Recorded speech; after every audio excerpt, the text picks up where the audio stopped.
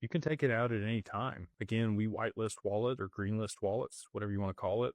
And you just tell us, hey, I want my XRP out. And we say, okay. And we sign it and send it back to you. The SLA at Anchorage is 24 hours. So, it can take up to that amount of time. I really liked when we worked with Standard Custody. The longest it ever took when we were at Standard Custody was about, 3 hours one time. Anchorage is normally pretty quick.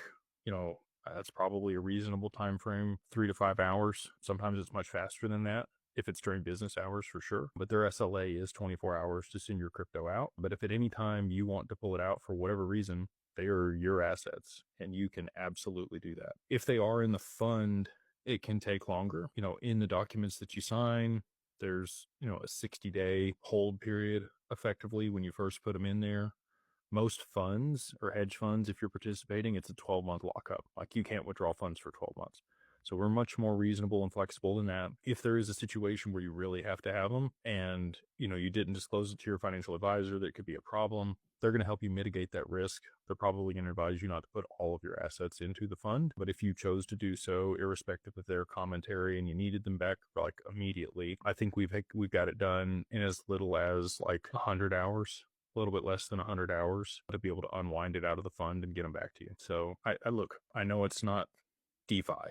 Okay. I know it's not real time instant settlement, swapping back and forth. There are other counterparties that are involved, but this is also a good thing. And it also mitigates some risk for you. If there is a deep fake or a situation where, somebody's asking for stuff and it does take longer to get the assets out of there, it's probably a good thing, right?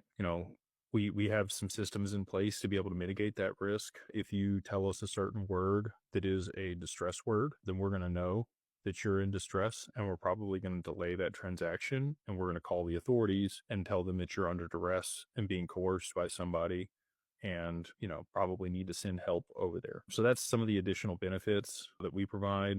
I know it's not like as fast as a Zaman wallet, but that's also some of the additional benefit that we provide because it's not as fast and there is a little bit of friction there. I think you would probably want it that way. So anyway, it's a give and take. It's the best solution that's out there, in my opinion, as things sit today, but we will, continue to iterate upon that. And as we add additional friction to make sure that there's verifications for people, we can probably, increase that time. And we're going to continue to work on Anchorage because they are, at the end of the day, the institutional custodian, and it is their SLA that we operate under.